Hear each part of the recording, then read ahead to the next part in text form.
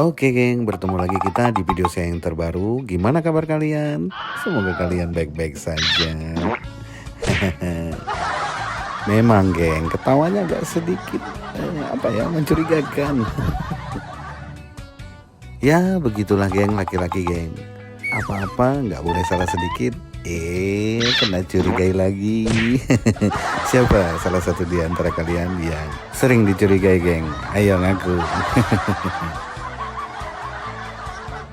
Jadi kali ini saya kedatangan rangka dari Ninja Air yang kondisinya sangat mengenaskan. Tapi nggak apa-apa geng, tetap kita garap geng. Jadi ini nanti akan dicat ulang. Jadi ini tadi udah tercampur dengan cat aerosol. Jadi ini saya kasih remover dulu, saya hilangkan bagian-bagian yang mampu saya hilangkan. Sisanya kita DJ lagi sampai goblok. Oke geng, jadi ini bagian yang lepas ini.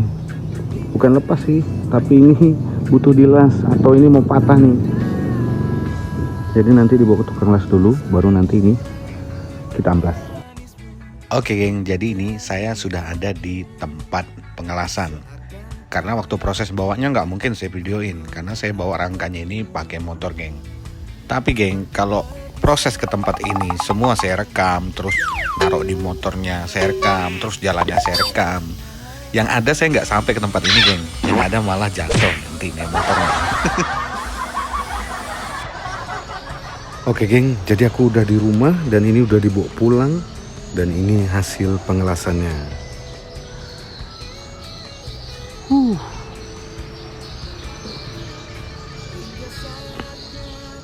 Nah, enggak kelihatan di belakang sini. Capek bolak-balik. Jadi ini akan aku amplas dulu, geng. Medianya ini sampai benar-benar bagian yang berkarat-berkarat ini agak sedikit berkurang.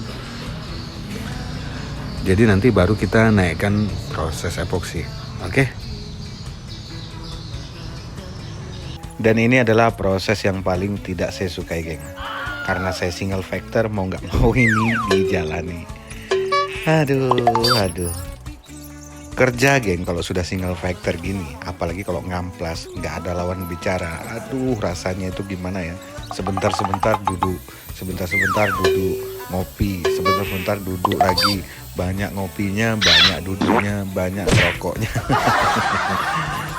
Terus kerjaannya nggak tuntas. Oke, setelah semuanya selesai, jadi kita ke tahap proses epoksi. Jadi di sini saya gunakan epoksi Belcoat Primer Surfacer. Untuk perbandingannya itu 4:1:2. Ya kalau untuk epoksi ini biasanya nggak terlalu mixnya ya. Ya kira-kira aja lah. Tapi yang nyata perkiraan saya itu adalah 4:1:2. Oke, masukkan di spraynya, siap perang. Untuk spray gun yang saya gunakan di video ini, di tahap proses epoksi ini saya gunakan Laconi F75. Karena kenapa? Ya karena murah. Saya nggak punya spray gun mahal geng. Sebenarnya pengen juga punya yang mahal, cuma belum kesampaian. Sempat beli yang mahal, tapi KW juga masih dia geng. Pernah aku beli itu harganya 1,5 juta, Anes Iwata W101. Tapi bukan yang original geng. Rugi rasanya kalau kita ngeluarin 1,5 juta, yang ujung-ujungnya spragennya juga nggak awet. Terus hasil semburannya juga nggak simetris. Jadi ya gitu dah. Jadi geng, saran saya mending uangnya dikumpul-kumpul buat beli yang original langsung, yang harganya 4 jutaan, 5 juta, 6 juta. Karena dari hasil semburannya juga sudah pasti beda. Terus presisinya sudah pasti itu simetris kalau kita beli yang original.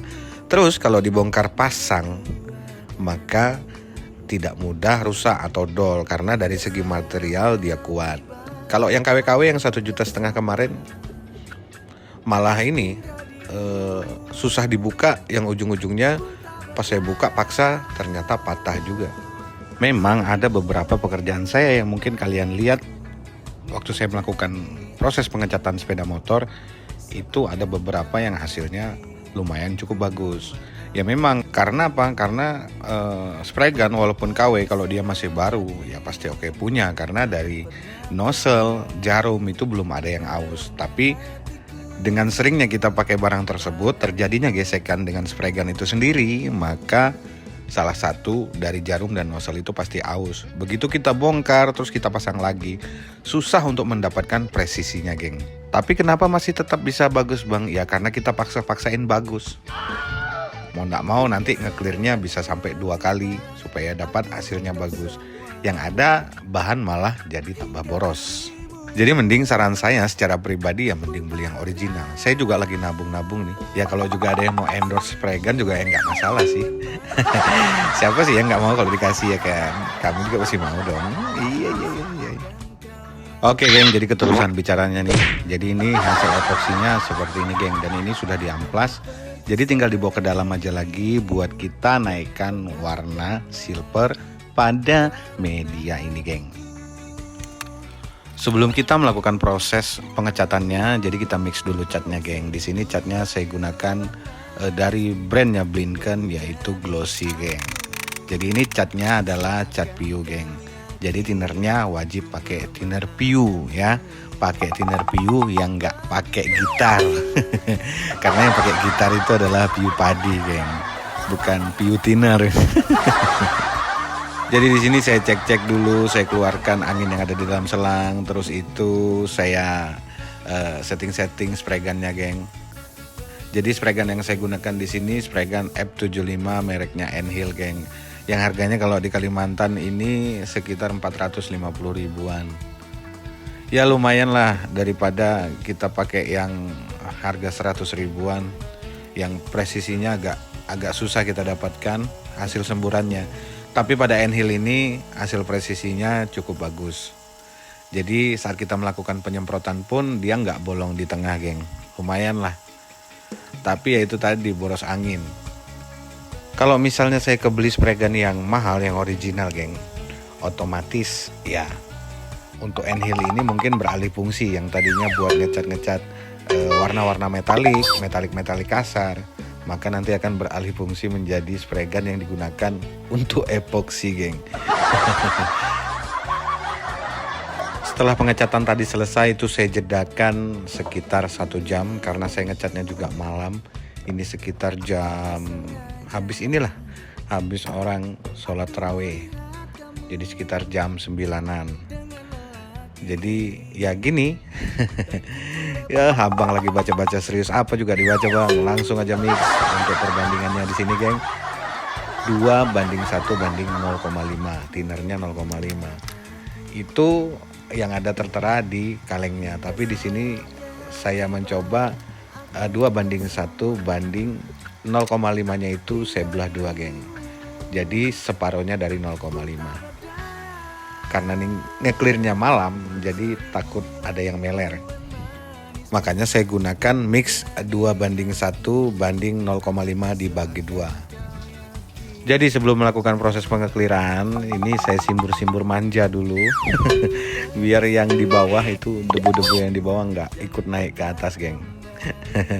Simbur-simbur manja dulu lah.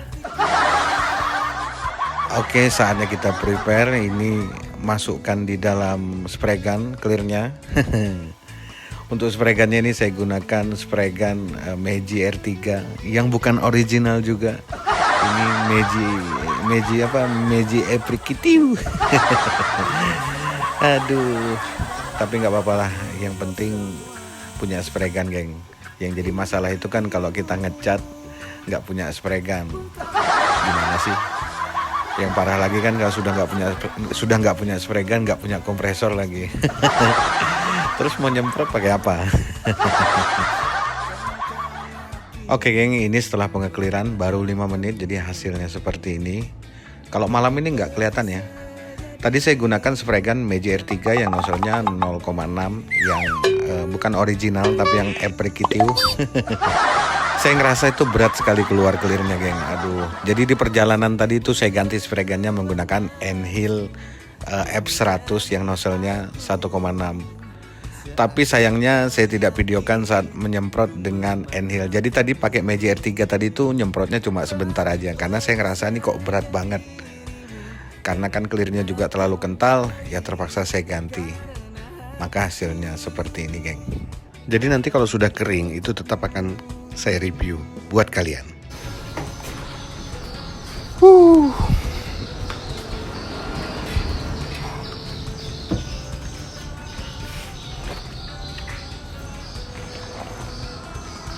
Oke geng, jadi ini hasilnya kayak gini dan ini udah diambil sama orangnya. Terus terang kita buka-bukaan di sini. Aduh. Oh ya lepas kukira tadi kena. Aku buka harga ini di sini 1,5 juta. 1,5 juta udah bongkaran. Ini udah pisah dari motornya. Beda lagi ceritanya kalau ini masih dalam bentuk motor maka dia akan kena bongkar pasang oleh mekanik. Terus biayanya tergantung dari mekanik. Berarti kalau misalnya ini anggap aja datangnya utuh ya kan, satu paket ngecatnya ini 1,5 juta, pakai cat PU, pakai clear belcode 2100 plus mekanik tuh minta berapa, nah plus itu iya. Gitu. Jadi nanti tugasnya itu mekanik menurunkan mesin, bongkar kabel bodi segala macam kan iya. Habis itu naik lagi. Aku tadi tuh sempat mau ini tapi ketiduran. Jadi kok nggak terbikin videonya nih. Silver ini paling susah sih kalau dilihat, misalnya mengkilatnya sama mau dipakasih tebel-tebel juga mengkilatnya. Ini mengkilat nggak sih? Tapi dilihat mata gini mengkilat aja, bangke. Iya dilihat gini mengkilat. Nah, mana lagi tadi itu? Ini.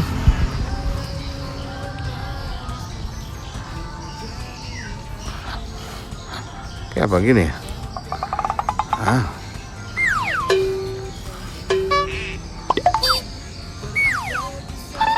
Susahnya silver nih kalau dilihat mengkilat apa enggak. Tapi kalau kita lihat sama mata gini, gini. Mengkilat. Tapi kalau tangkapan dari kamera agak susah.